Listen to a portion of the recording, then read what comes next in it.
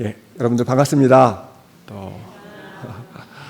제가 오늘 이 건물에 도착을 했는데 전혀 무슨 뭐 다른 게 온 것 같지가 않고 저희 집 온 것 같고, 이제 제가 목사님 뵙기 전에 이제 화장실을 들리려고 하는데 이제 불이 좀 꺼져 있었거든요. 근데 뭐 아무 상관없이 제가 제 집 드나들듯이 불 켜가지고 화장실 사용하고, 뭐 다른 분이 말씀하실 필요도 없이 목사님 그 목양실이 4층에 있다는 것도 제가 정확하게 기억을 하고 바로 올라가서 목사님을 뵙고 이렇게 내려왔습니다. 이렇게 늘 저희들을 위해서 기도해 주시고 또 관심을 가져 주시고, 특별히 저희 모교회가 물론 멀리 있지만 계속 좋은 소문들을 듣고 있습니다. 근데 그런 소문들을 들을 때마다 얼마나 영국에서 참 격려가 되는 줄 모릅니다. 정말 마음의 어떤 좀 정신적인 그러한 든든한 어떤 영적인 이런 이 집으로서 저에게 늘 남아있고, 또 이 교회가 아름답게 성장하고 있다는 것 자체가 저희들에게 큰 힘이 되고 있습니다. 오늘은 저희가 이 이사야 사실 53장을 가지고 여러분들에게 말씀을 드리기를 소망합니다.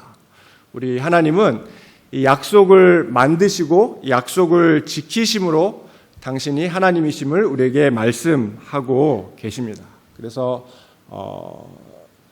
하나님의 또 징계를 내리실 때, 또 하나님께서 메시아를 보내실 때 그냥 어느 날 갑자기 보내신 것이 아니고 특별히 구약을 통해서 우리에게 약속을 맺으시고 정말 문자 그대로 하나하나 틀림없이 메시아를 보내심으로 말미암아 이 메시아 되신 예수님께서 구약에 하나님께서 약속하신 메시아시다는 것을 누구도 이해할 수 있도록 그렇게 하시는 분이십니다.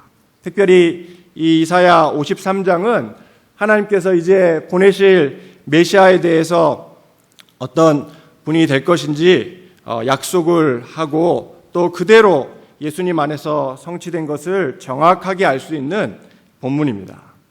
그런데 유대인들은 이 이사야 53장이 너무나 분명하게 예수님이 메시아 되심을 보여주고 있기 때문에 이분이 오실 메시아에 대한 예언이 아니다라고 감히 주장하시는 분들이 계십니다. 그 이유 중에 하나가 메시아는 이 고난받는 종, 즉 이사야 53장이 정확히 묘사하는 대로 고난받는 종이 아니고 왕으로서 우리에게 오시는 분이다, 이렇게 이야기를 합니다. 우리 한 유대인 소녀의 바램이 있었습니다. 저는 아들만 둘인데 우리 딸을 가지신 분들은 이해를 더 하시리라고 믿습니다. 이 유대인 이 소녀의 바램이 자전거하고 강아지를 갖는 것이었습니다. 우리 조그만 이 여자아이들이 늘 갖는 소망 중에 하나인데, 이 자전거하고 강아지를 계속 조르는 이 아이에게 어머님이 늘 변명같이 하는 대답이 있었습니다. 그것은 뭐냐면 메시아가 오시면 다 이루어질 것이야, 이거였어요. 사실 조금 다르게 이야기하면 유대인들에게 메시아는 오시면 좋은데 뭐 안 오셔도 그렇게 상관이 없고, 그런데 오시면 한번 자신들의 소원을 한꺼번에 이루어 주실 분, 우리로 치면 무슨 산타클로스 같은 그러한 분으로 생각을 합니다. 그러나 이사야 53장을 보시면 이 본인들이 왕으로서 생각하는 메시아가 이상하게 고난을 받고 심지어 죽임을 당할 것처럼 묘사를 하기 때문에 이사야 53장은 오실 메시아에 대한 예언이 아니다라고 주장을 하곤 합니다. 그래서 유대인들은 이 메시아에 대해서 죽은 자를 일으키시고 이스라엘을 대적하는 자들을 물리치시고 예루살렘을 수도로 한 이스라엘의 왕으로서 군림하시고 전쟁을 그치게 하고 세상에 평화를 가져다 주는 분이다. 그래서 이 고난받는 메시아, 즉 이사야 53장이 묘사하고 있는 메시아는 메시아가 아니다 라고 주장을 합니다. 두 번째, 이분들은 이사야 53장을 주석하면서 이 고난받는 종의 이 이사야 53장은 이 종이 메시아 개인을 가르치는 것이 아니고 집단인 이스라엘을 가르친다, 이렇게 또한 주장을 하고 있습니다. 사실 이것이 근거가 아예 없는 것이 아닌 것이 이사야의 다른 부분을 읽을 때 종이 집단을 의미할 때가 정말로 있습니다. 41장 8절, 43장 8절, 44장 26절, 48장 20절 같은 본문이 그렇습니다. 그런데 또한 종이 이 개인을 의미할 때가 이사야에 또 나타나는데 42장 1절에서 9절, 49장 1절, 49장 5절에서 9절, 그리고 우리가 읽은 52장 13절에서 53장 12절입니다. 이렇게 되면 이것이 개인을 의미하는지 집단을 의미하는지 우리가 이제 분별을 해야 되는데, 여기에 중요한 원칙은 뭐냐면 문장의 뜻이 문맥보다 중요하다는 것입니다.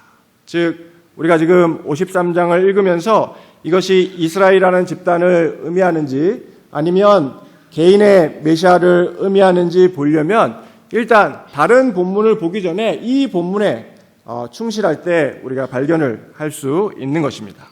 제가 나중에 왜 이것이 개인, 특별히 메시아를 가르치는지 여러분들에게 본문을 통해서 한번 설명을 드리기를 소망합니다.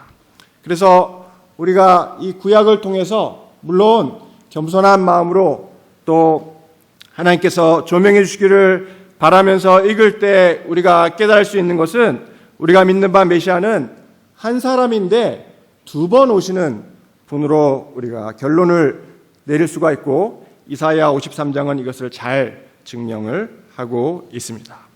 그래서 많은 믿음의 우리의 선진들은 이사야서를 5번째 복음서다, 너무나 분명히 예수님께서 메시아이심을 우리에게 보여주고 있기 때문에 네 가지의 복음을 더 넘어서 비록 구약에 있지만 복음서의 종류이고 또한 5번째 복음서다, 이렇게 이야기를 하고 있습니다. 그래서 여러분들과 오늘 이사야 53장 한 절 한 절을 살펴보면서 이것이 왜 고난받는 종으로서의 메시아를 의미하는지 한번 보도록 이렇게 하겠습니다. 그런데 우리가 읽은 것처럼 이사야 53장은 52장 13절부터 시작함을 우리가 읽어보면 알 수가 있습니다. 우리는 성경 창세기부터 계시록까지 하나님의 말씀이라고 또한 믿습니다. 또 이것을 절대 포기하면 안 됩니다. 한 구절 또 한 장씩 하나님께서 친히 우리에게 주시고, 이것을 통해서 당신이 유일하신 하나님이시며 또한 우리를 구원하시기 위해서 메시아 되신 예수님을 보내주셨다고 기록을 하고 있는데, 이 장과 절은 하나님께서 구분하신 것이 아닙니다. 이것은 사람이 구분한 거라서 때론 실수를 범할 때가 있는데, 저희가 볼 때 이 이사야 53장은 52장 13절부터 시작을 해야 되는 것으로 그렇게 알고 있습니다. 13절에서 지금 이 종을 묘사하되 이렇게 시작을 하고 있습니다. 보라. 지금 우리 하나님께서 성경을 우리에게 주셨는데, 또한 성경을 읽어보면 성경 굉장히 경제적인 언어입니다. 즉 성경은 말을 허위로 하지 않고 과장하거나 축소하지 않고 중요한 말씀을 정확하게 찬찬히, 또 되도록이면 말을 좀 줄여서 우리에게 정확하게 의미를 전달하고 있는데, 지금 52장 13절은 우리에게 먼저 보라라고 우리의 주목을 끄는 것을 볼 수가 있습니다. 우리 하나님께서 보라고 할 때는 보시는 것이 맞습니다. 지금 사람들아, 지금 내가 하려는 말에 주목하라 라고 하면서 보라 라고 시작하고, 즉 지금 내가 굉장히 중요한 말을 너희들에게 해주고 싶은데, 그것은 뭐냐면 내 종이 형통할 것이다 는 것입니다. 레위기서 25장 39, 40절에 의하면 이 특별히 유대인들 사이에서 종이 어떤 사람인지 우리에게 이야기를 하고 있습니다. 이 종은 본인 자신이 완전히 파산하여서 스스로를 이제 재산은 다 파산을 했고 이제 자기가 남은 것은 스스로, 그래서 스스로를 팔 수밖에 없고 사회적으로 수치를 겪게 되는 사람들을 종이다라고 표현을 합니다. 그런데 이 정말 이 수치를 겪게 되고 스스로 팔 수밖에 없는 이 종을 13절이 형통하게 될 것이다 라고 표현을 하고 있습니다. 더 나아가서 이 종이 형통하게 될 뿐만 아니라 받들어 높이 들려서 지극히 존귀하게 될 것이다 라고 얘기하고 있습니다. 지금 이 13절은 우리에게 메시아 되신 예수님에 대해서 종과 같은 존재일 것인데, 이 종이 형통하게 될 뿐만 아니라 받들어 높이 들려서 지극히 존귀하게 될 것이다 라고 이야기를 합니다. 많은 학자들은 이 부분을 읽으면서 이 부분을 유대인들이 들을 때 이사야 6장을 떠올렸을 것이다 라고 주장을 합니다. 이사야 6장에 다른 분이 아닌 하나님을 묘사하면서 이 하나님이 지극히 높이 들려서 그 옷자락이 성전에 가득한 모습을 우리에게 보여주고 있습니다. 그래서 지금 이사야 52장은 우리에게 이 고난받는 종이 이제 형통하게 되어서 마치 하나님처럼 될 것을 우리에게 이야기를 하고 있는 것입니다. 14절은 또한 이 종을 그 얼굴이 타인보다 상하였고 그 모양이 인생보다 상하였다라고 이야기를 합니다. 이 어감을 좀 보면 얼굴이 타인보다 상하고 모양이 인생보다 상하였다는 것은 이 종이 이제 고난을 많이 받아서 심지어 육체적으로도 이제 어려움을 겪을 것을 우리에게 이야기를 합니다. 즉, 그 육체가 실제로 상할 것을 이야기를 합니다. 그런데 15절은 이야기하기를 후에는 그가 열방을 놀랄 것이다 라고 얘기를 합니다.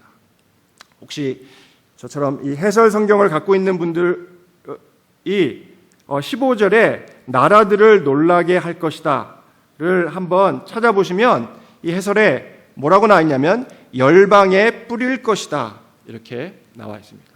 사실 이 히브리어를 이 원문 그대로 만약 번역을 해서 적어놨다면 이 열방을 놀래기보다 열방을 뿌릴 것으로 이렇게 해석을 해야 됩니다. 즉 지금 그 하찮은 종이 지극히 높이 들릴 뿐만 아니라 육체적으로 상할 것인데, 이 종이 유대인 분들만 아니라 이방인들에게 뿌리는 존재로 지금 설명을 하고 있는 것입니다.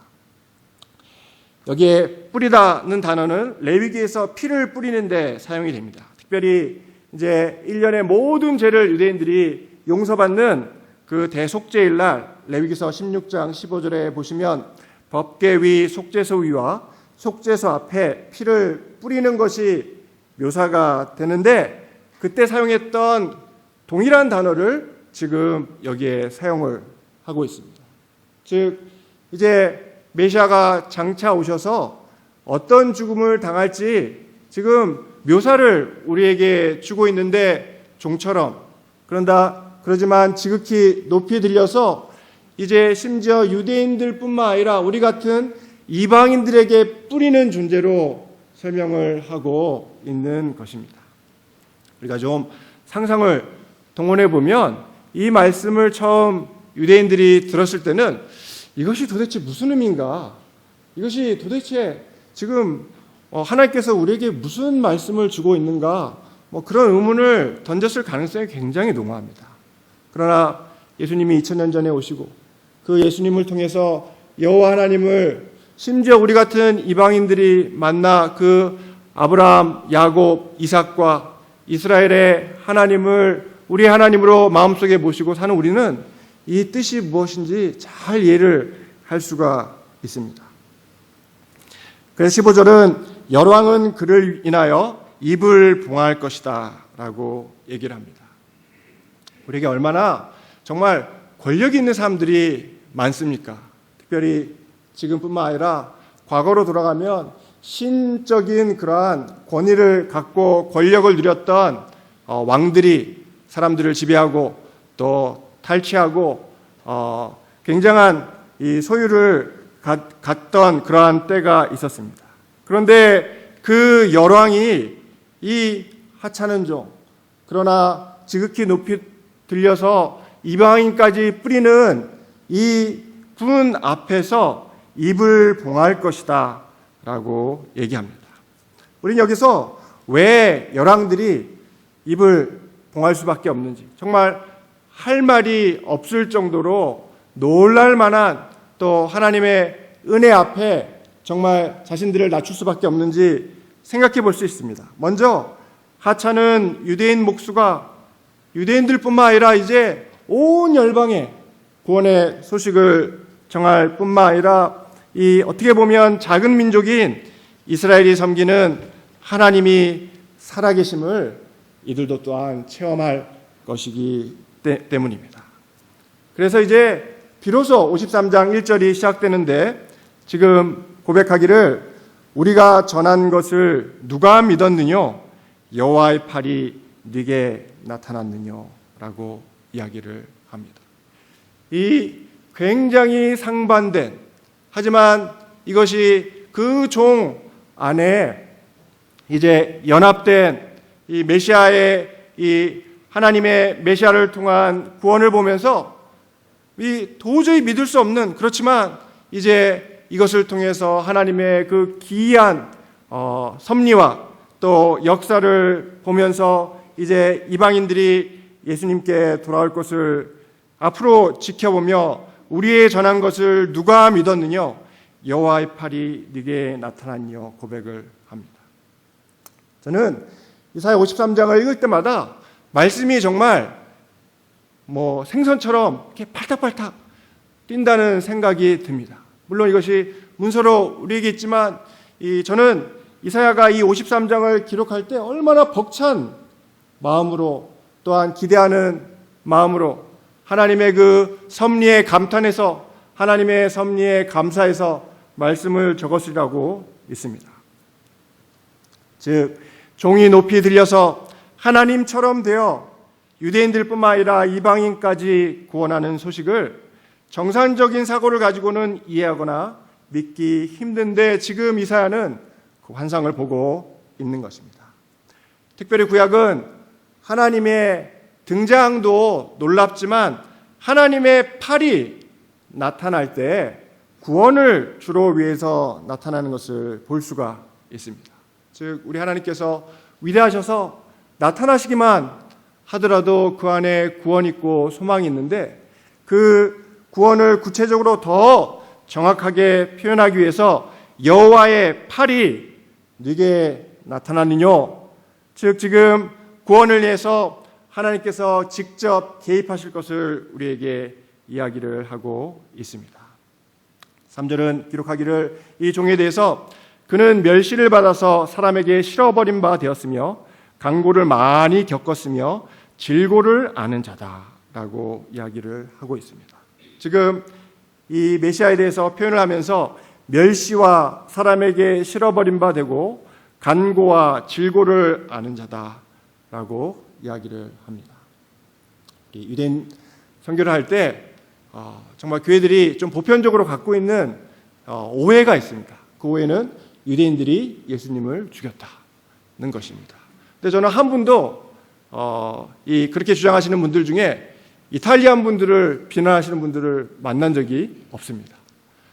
사실 예전 로마가 유대인들도 물론 같이 이제 참여를 했지만 또한 함께 이 예수님을 죽인 것입니다.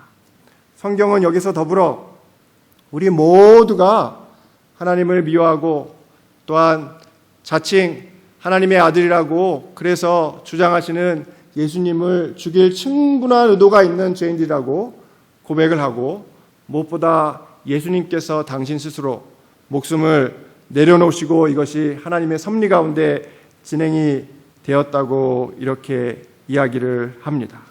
즉 우리의 죄로 말미암아 이분은 유대인뿐만 아니라 이탈리아 사람도 아니고 바로 우리의 죄 때문에 또한 우리의 죄로 이분을 멸시하고 실어버린 바 되고 강고를 주고 질고를 주므로 돌아가셔서 하지만 그 구원이 우리에게 이른 것입니다. 저는 무엇보다 여기에 질고에 좀 집중을 하기 원합니다. 이 질고를 또 살펴보시면 이것은 특별히 문둥병으로 겪는 어려움을 이야기를 하고 있습니다. 여기에 좀 보충을 하면 3절에 보시면 마치 사람들에게 얼굴을 가리우고 보지 않음을 받는 자 같다라고 이야기를 합니다.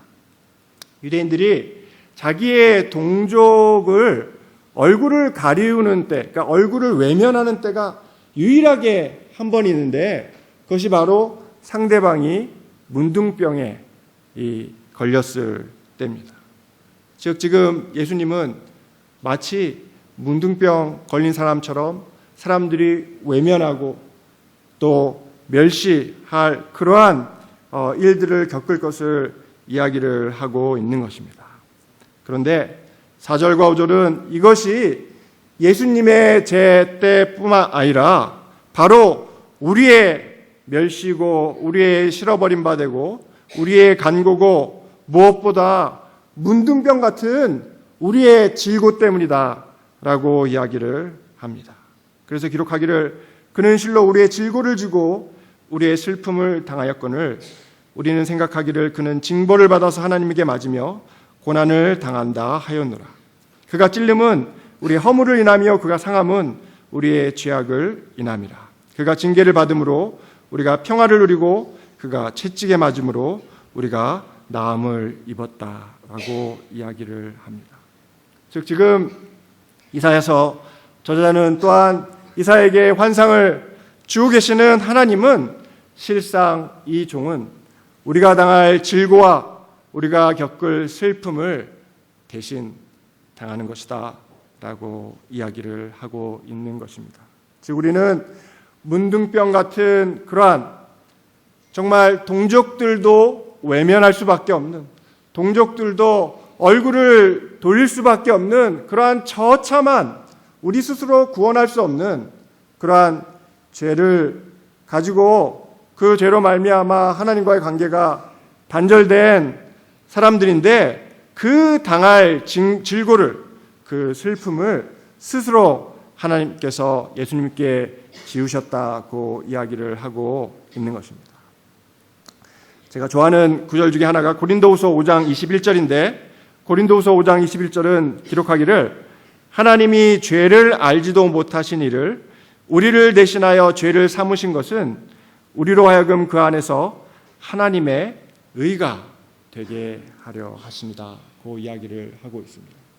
이 말씀을 다르게 얘기하면 지금 예수님, 우리를 이렇게 두시고 하나님께서 그 죄 없으신 예수님에게 너는 죄, 그런데 그로 말미암아 예수님이 가지신 그 완전한 의를 이제 우리에게 돌리시며 우리에게는 너는 의라고 이야기를 하고 있는 것입니다. 여기에는 우리의 자랑도 없고 우리가 이룬 무엇도 없고 오직 하나님의 자비와 또 하나님의 은혜만이 있는 것입니다. 그래서 6절은 우리는 다 양 같아서 그릇 행하여 각기 제 길로 갔거늘 여호와께서는 우리 무리의 죄악을 그에게 담당시키셨다고 이야기를 하고 있습니다. 더 놀라운 것은 7절입니다. 7절은 기록하기를 그가 곤욕을 당하여 괴로울 때에도 그 입을 열지 아니하였으며 마치 도수장으로 끌려가는 어린 양과 털 깎는 자 앞에 잠잠한 양같이 그 입을 열지 아니하였도다.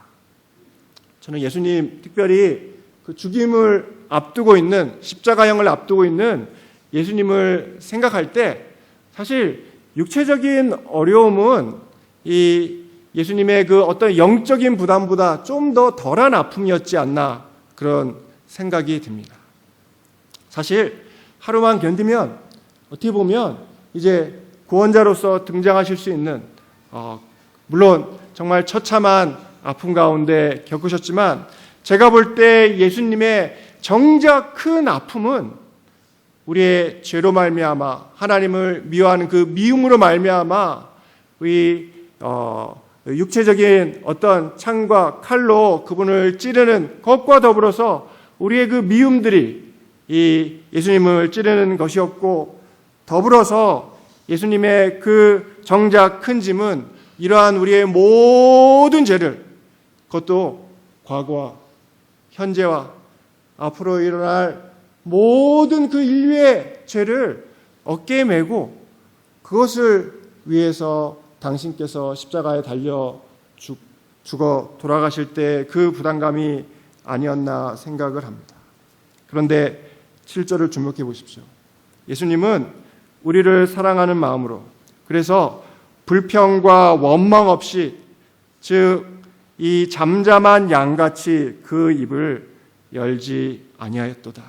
즉 자발적으로 십자가를 지셨음을 우리에게 확증하고 있는 것입니다. 8절은 또한 제가 처음에 말씀드린, 즉 이것이 집단으로서의 이스라엘이 아닌 개인으로서의, 특별히 메시아를 가르치는 중요한 본문이 될 수 있습니다. 즉 이야기하기를, 그가 곤욕과 신문을 당하고 끌려갔으니 그 세대 중에 누가 생각하기를 그가 산자의 땅에서 끊어짐은 마땅히 형벌받을 내 백성의 허물을 인함이라 하였으리요. 만약 이 고난받는 종을 이스라엘로 이렇게 해석을 하게 되면, 지금 여기 보시면 이분이 형벌받을 이스라엘의 허물을 인함이다. 즉 이스라엘이 이스라엘의 죄를, 허물을 짓는 것으로, 이렇게 이 말이 안 되는 문장 자체가 뜻이 통하지 않는 그렇게 것이 됩니다.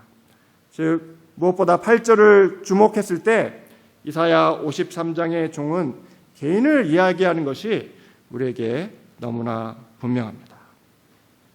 이러한 십자가의 그 구속의 역사를 마치신 그 이후의 10절은 기록하기를, 그 영혼을 속건제물로 드리기에 이르면 그가 그 씨를 보게 되며 그 날이 길 것이다, 이렇게 이야기를 하고 있습니다. 성경은 말세가 되면 사람들이 부인하고자 하는 것이 있는데, 그것이 바로 예수님의 하나님 되십니다 라고 이야기를 합니다. 그래서 참 희한하게 우리하고 비슷하다, 우리가 같은 하나님을 섬기고 있다, 또 본인들도 기독교다, 뭐 이렇게 주장하시는 여호와의 증인, 또 이슬람, 또 제가 생각하는 유대인들이 믿는 유대교, 심지어 몰몬교까지 다 부인하고자 하는 것이 바로 이 예수님의 하나님 되심입니다. 그러나 10절은 이제 이 구속을 이루신 이분이 그 씨를 보게 되며 그 날이 길 것이다.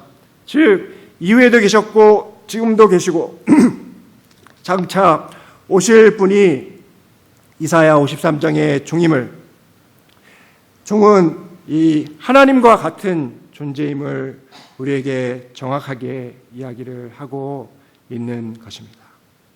이 모든 것을 다 완성하시고 이제 12절은 이제 비로소 영광 가운데 거하시는 메시아에 대해서 이야기를 합니다. 기록하기를, 이러므로 내가 그로 존귀한 자와 함께 분깃을 얻게 하며 강한 자와 함께 탈취한 것을 나누게 하리니, 이는 그가 자기 영혼을 버려 사망에 이르게 하며 범죄자 중 하나로 헤아림을 입었습니다.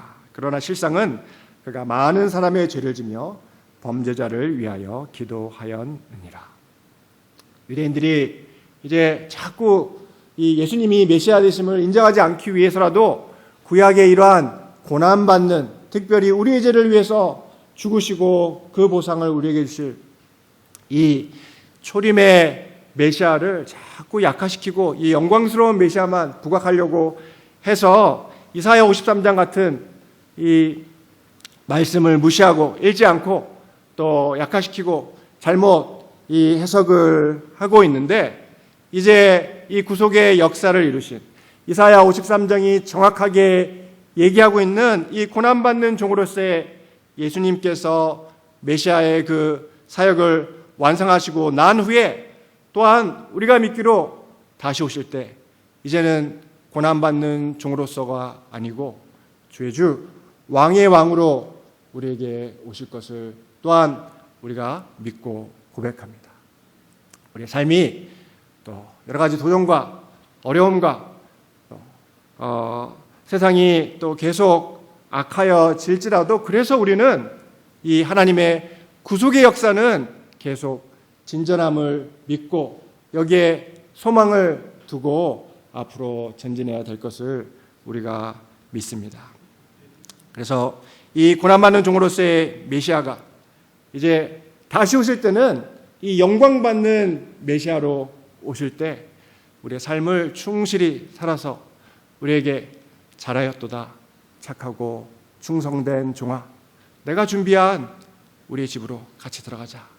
그래서 그 안에서 먹고 마시며 이 하나님의 또 이제 한 자녀로서 예수님의 성취하신 그 의로 말미암아 하나님과 온전한 교제를 누리는 이 소망 가운데 늘 살아가는 우리 시민교회 성도들이 되시기를 주님의 이름으로 축복합니다.